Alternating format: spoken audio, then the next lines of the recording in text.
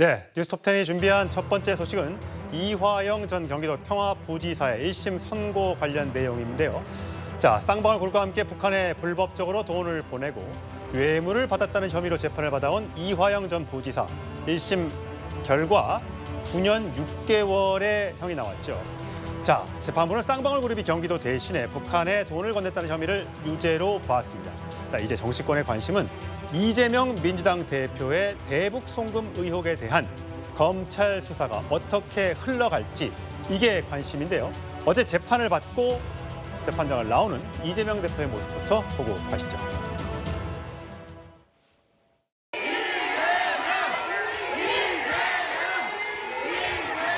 이화영 전 부지사에 대해서 9년 6개월 실형 선고됐는데 어떻게 생각하십니까?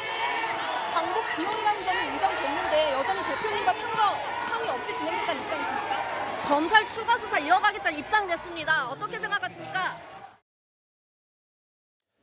예, 정 변호사님. 먼저 이화영 지사 9년 6개월을 선고받은 이유부터 먼저 설명을 해주시죠. 일단은 그 구형은 15년이었어요. 그런데 이 15년을 둘로 나눠야 됩니다. 12년하고 3년으로 나눠야 되는데 12년은 뭐에 대한 구형이었냐면 정치자금법 위반죄와 뇌물죄에 관련된 특가법상의 뇌물죄 관련해서 12년이었고요. 예. 그다음에 이제 외국환 거래법 위반하고 증거인멸 교사가 이렇게 3년이었는데 그런데 이 12년 중에 8년이 나온 거고요. 3년 중에 1년 반이 나온 거예요. 예. 그래서 9년 반인데 물론 제가 봤을 때 신진우 부장판사가 굉장히 불쾌했을 거예요. 왜 불쾌했느냐?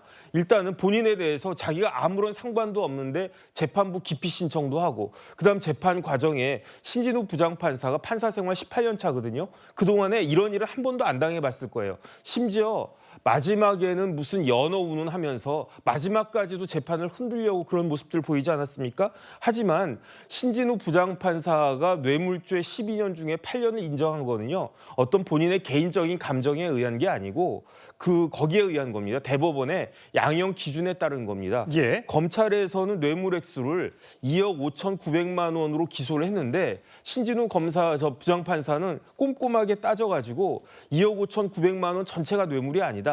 그중에서 1억 700만 원만 뇌물이다. 그런데 양형 기준에 따르면 1억 이상 5억 미만의 경우에는 징역 7년부터 10년까지 처하도록 기본적으로 처하도록 그렇게 규정이 되어 있으니까 그러니까 신진우 부장판사 봤을 때에는 1억 700만 원이니까 한 800만 원 정도 정치자금법 위반죄까지 포함해가지고 8년 정도가 적당하다라고 생각을 한 것 같고 나아가서 외국환 거래법 위반죄도 일부 유죄가 됐으니까 그것과 증거인멸 교사 종합해가지고 1년 반 그래서 9년 반을 한 것이다. 그러니까 제가 봤을 때는 적절하게 양형 기준에 따라서 선고를 한 것이지 뭐 과도하게 뭐 세게 했거나 아니면 과도하게 봐줬거나 그런 건 아닌 것 같다는 게 제 개인적인 판단입니다. 예, 알겠습니다. 자, 이화영 전 부지사 측은 중형 선고에 즉각 항소 의사를 밝혔는데 어제 변호인의 반응 들어보시겠습니다.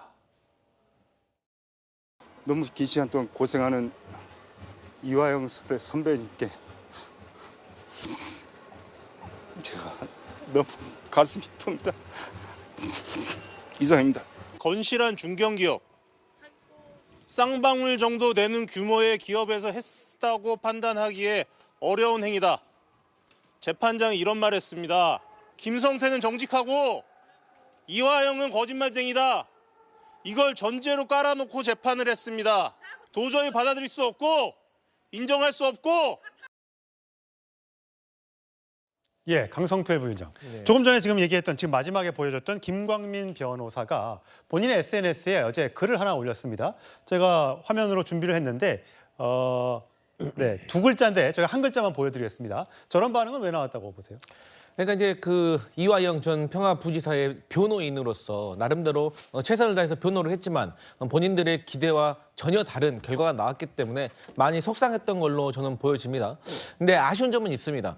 변호사로서 어떤 저런 언론에 대놓고 감정적인 모습보다는 어떤 법적인 것 그리고 객관적인 증거와 쟁점에 대해서 조곤조곤 설명을 해주는 것이 오히려 국민들로 하여금 이화영 전 부지사가 너무 억울하다. 지금 처한 상황이 검찰의 탄압이다라고 조금 더 설득력 있게 어필할 수 있었을까 생각하는데 저렇게 단 뭐 시옷과 뭐를 딱 남겨버리면 오히려 이런 것들이 희화화될 수가 있고 논점에서 벗어날 수 있기 때문에 이런 것들은 좀 차후 보완을 해야 될 상황인 것 같습니다. 예. 자, 이화영 전 부지사의 1심 결과에서 가장 관심이 있었던 게 이제 외국환 거래법 위반 혐의죠.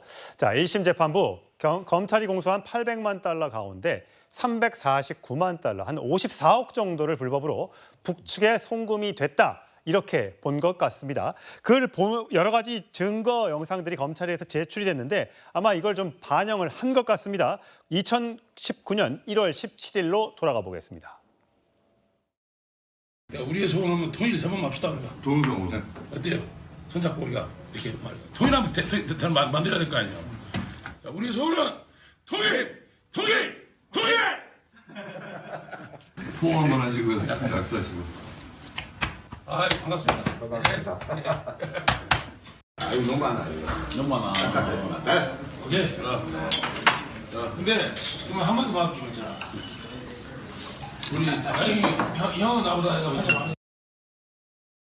예, 호준석 대변인. 네네. 그러니까 이제 쌍방울 정도의 규모의 기업이 저렇게 대북 사업을 추진할 수 있었던 것은 뒤에 경기도가 있고 또 이화영이라는 또 이재명 대표의 측근이 있기 때문에 뭐는 반대급부를 노리고 저렇게 대북 사업을 해서 송금까지 해줬다라는 게 이제 검찰 측의 주장이에요.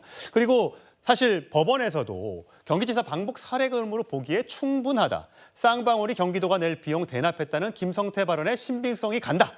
이재명 전폭 지원 기대하고 방북 비용을 대납했다.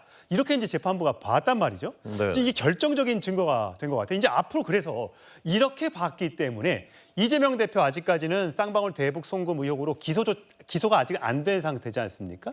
이제 기소를 하게 될 텐데 이게 재판에 이제 어떻게 작용할 것이냐 이게 관심 아니겠습니까? 사실 지난해 9월에 이제 검찰이 구속영장 청구할 때는 이 혐의들이 다 들어 있었죠. 예. 이제 구속영장이 기각되는 바람에 아직 기소는 안 됐었던 것인데 이번 판결은 한마디로 말하자면은 이재명 대표에 대한 유죄 판결과 마찬가지다라고 저는 해석을 합니다. 왜냐하면 돈을 보냈는데 이게 뭐 2억이 아닙니다. 100억 원은 넘는 돈을 보낸 겁니다. 그중에 이제 유죄로 뭐 나머지는 환치기를 했기 때문에 외국환 거래법 위반은 아니다라고 봤기 때문에 이제 그건 이제 빠진 거지만 50억 원은 불법이 인정이 된 겁니다. 예. 그 거액이 북한에 넘어간 겁니다. 누구한테 갔습니까? 이번에 이제 판결문에는 안 들어있지만 북한의 천안함 북침의 주범인 김영철한테 갔었다는 것이 검찰의 수사 결과 아닙니까?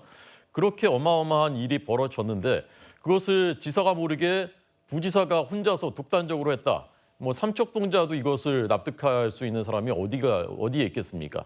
자, 그런데 재판부가 이것이 이재명 지사의 방북을 위한 돈으로 대신 납부된 것이다라고 이제 인정을 했고 사례금으로 보기에 충분하다라고 직접 밝혔고요.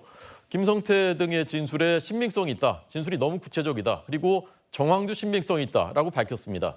자, 그렇다면은 사실상 이재명 지사한테 보고했는지 여부는 이번에 공소장에 안 들어있기 때문에 재판부가 여기에 대해서 직접적으로 언급하지 않았을 뿐이지 사실상 이재명 지사가 알고 있었다라는 것을 문면을 통해서 밝힌 것과 저는 다름없다고 생각하고요. 예. 당연히 이제 기소가 될 것이고요. 이 부분이 이제 재판을 하겠지만 사실상 이런 상식적인 판단은 어느 재판부나 저는 똑같이 하게 될 것이라고 생각하고 이번에 검찰이 제시한 진술과 증거들 다 똑같이 제시가 될 것이기 때문에 사실상 다음 재판에서도 재판부가 같은 판단을 하지 않을까라고 생각합니다. 예, 아까 호준석 대변인이 잠시 얘기했었던 것처럼 지난해 이재명 대표에 대한 구속영장 심사가 있었죠. 기각이 됐었습니다. 자, 당시의 모습을 먼저 보고 이야기를 이어가겠습니다. 부패 기업과 함께 100억이나 되는 거금을 북한에 대신 내주라고 하는 중대 범죄를 저지를 만큼 제가 어리석지 않습니다. 총칼로 사람을 고문해서 사건 조작하던 그거를 이제는 특수부 검사들 동원해서 사건 조작하는 걸로 바뀐 것밖에 더 있겠습니까? 인권의 최후 보루라는 사실을 명징하게 증명해 주신 사법부에 깊은 감사의 말씀을 드립니다.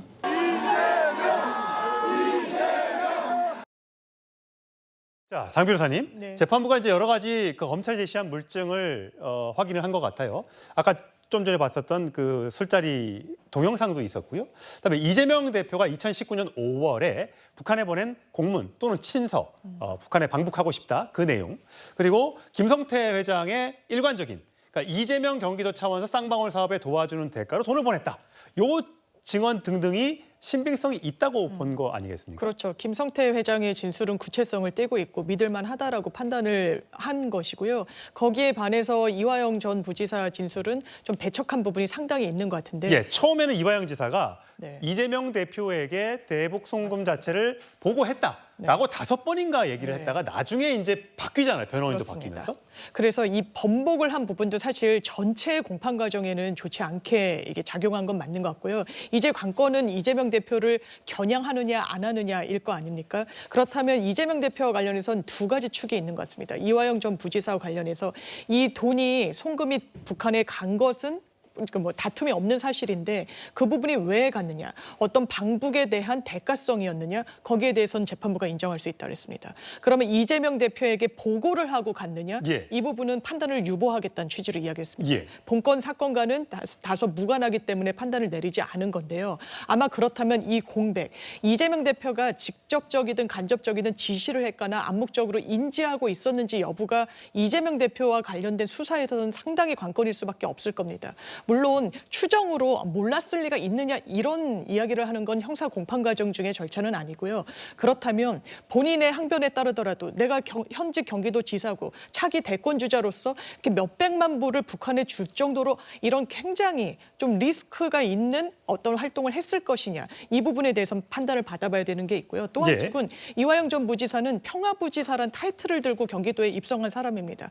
그 쌍방울과의 연결고리도 본인이 갖고 있었던 인맥인 거죠. 그렇다면 자기 성과를 내는 데 있어서 좀 무리수를 뒀을 그런 가능성도 배제할 수 없어서 아마 그렇기 때문에 언론에서도 이재명 대표와 검찰에 상당한 수싸움이 벌어지지 않겠느냐 이런 전망하는 것 같습니다. 예, 지난해 9월 검찰 조사 당시 검찰은 2018년 남북 정상회담서 방북이 배제되니까 당시에 이제 박원순 전 서울시장과 최문순 강원도 지사만 방북을 하게 되니까 경기도지사였던 이재명 지사가 나는 왜 빠지지?라고 하면서 쌍방울을 통해, 쌍방울은 아니더라도 독자로 내가 방북을 한번 해보겠다라는 뜻을 가졌다라고 이제 검찰은 보고 있는 건데, 자, 이재명 대표는 이화영 부지사가 남몰래 독단적으로 대북 사업을 추진한 것이고 서류를 가져오니 거기에 직인이 찍히고 사인이 있었던 것일 뿐 나는 아는 바가 없다라고 반박을 했습니다. 자, 이 주장 정 변호사님 모시고 어떻게 되세요? 글쎄요. 조금 전에 장 변호사가 김성태 회장이 뭐 독자적인 대북 사업을 추진한 것처럼 이야기를 했는데 사실 기본적으로 돈 나간 게 스마트팜이었거든요. 예. 스마트팜 김성태 회장이 먼저 나서서 내가 스마트팜 비용 되겠다고 했습니까? 아니었거든요. 이화영 부지사가 경기도 부지사 되자마자 북한 넘어가가지고 김성애 만나가지고 그 김성애가 누구냐면요. 그 통일선전부 통일전선 책략 실장이었거든요.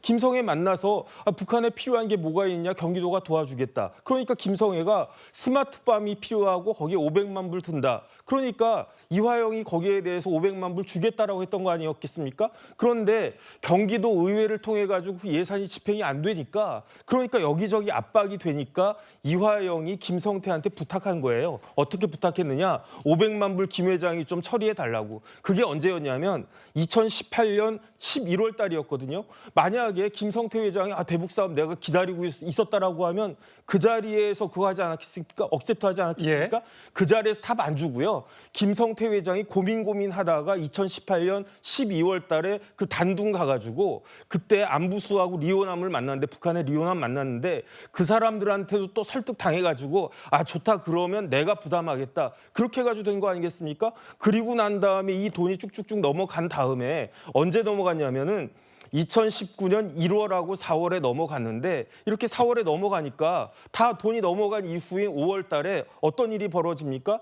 이재명 당시 경기도지사가 김영철에게, 김영철이 어떤 사람이냐면요.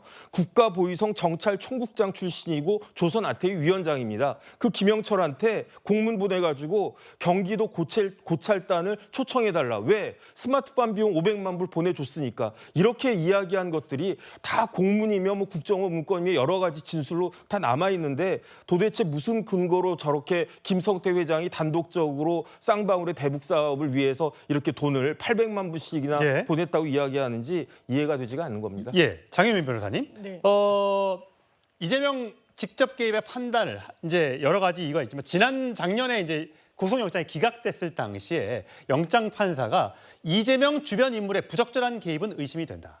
하지만 이재명의 직접 개입은 단정할 근거는 부족하다라고 그때 그 긴 장문에 영장 기각 사유에 적어 넣었고요. 그다음에 어제 이화영 1심 결과에서는 이재명에게 보고했는지는 이번 재판의 쟁점은 아니다. 그래서 판단을 이제 유보한 상태인 거잖아요. 자, 이걸 가지고 이제 민주당 또 변호인 측에서는 이거 봐라. 이재명이 직접 개입했다는 증거가 어디 있느냐라고 지금 이제 주장을 하고 있는 것 같아요. 근데 지금 법원에서는 제3자 뇌물죄. 그러니까 이재명 대표가 쌍방울로부터 직접 돈을 받은 건 아니지만 쌍방울로 하여금 북한에 돈을 보내도록 뭔가 압력을 행사했다. 이렇게 지금 보고 있는 거 아니겠습니까? 그렇습니다. 검찰에서는 그 수순으로 기소를 할 것이 좀 명확하해 보이고요.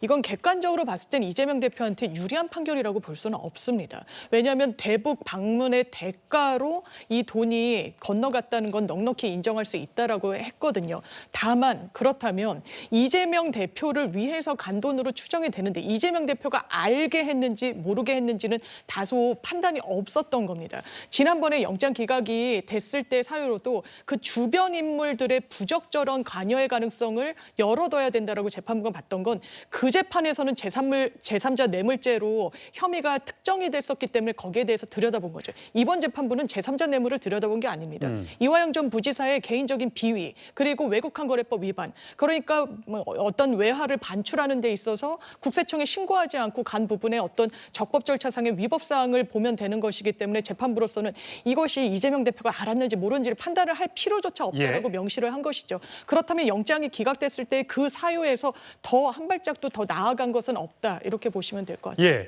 그러니까 이제 앞으로 이재명 대표가 이 대북 송금 의혹으로 이제 기소가 되면 그 재판부에서는 아마 이화영 전 부지사의 재판 결과를 좀 보고 아마 판단을 하는데 근거로 삼지 않을까 그런 생각이 듭니다. 자, 허준수 대변인.